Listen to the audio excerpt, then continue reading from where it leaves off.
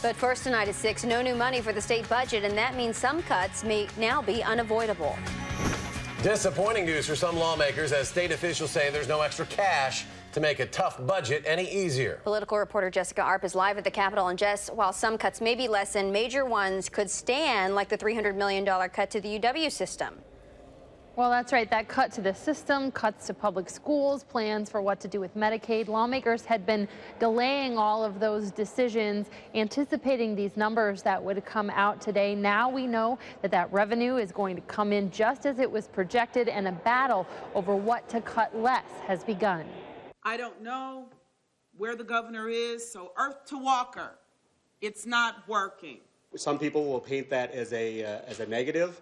I would point out that meeting our expectations is actually a good thing. As is usual in Wisconsin, the impact of no new revenue and state projections depends on who you ask. But the next step is clear. Legislative leaders must now wrestle with big budget decisions. We need to reprioritize existing revenue to do what the people of the state of Wisconsin have told us so clearly they want us to do. For Republicans, that's going to be using an accounting move to fix a $127 million cut to public schools. And it was universal among the 63 Republicans that we talked with that K-12 education funding should be our highest priority in this state budget.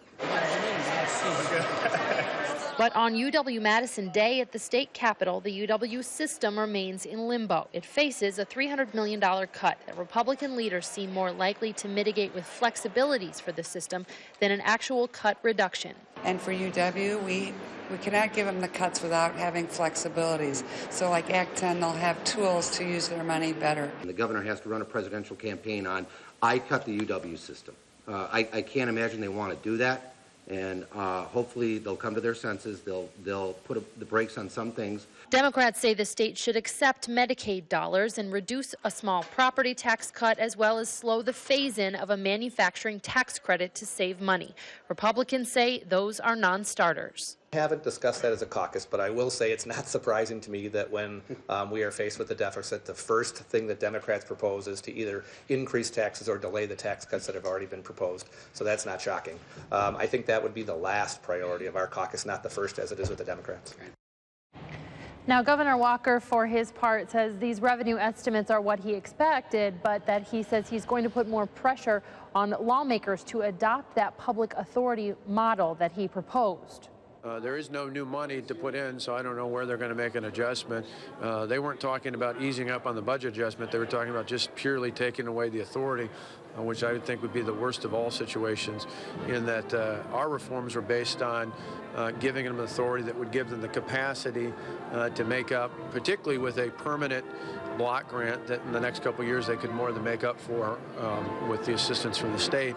If they don't have the authority, and at least at a minimum, if they don't have the flexibilities that were built into the authority, they'll face some real challenge. I think talking to legislative leadership today, there is a real interest in giving them flexibilities. We're still going to try and make the case to the full legislature for an authority. Now, lawmakers did announce yesterday that that authority plan was dead, so it's unclear where it could go from here if the governor says he plans to still make the case for it. Now, GOP leaders also said today that they weren't on board with the governor's original plan that would borrow money to spend on roads, and said that they planned to offer likely an increase in vehicle registration fees to bring down that borrowing level. A lot of things still to be worked out here on the budget. All right, keep us posted. Thank you, Jessica.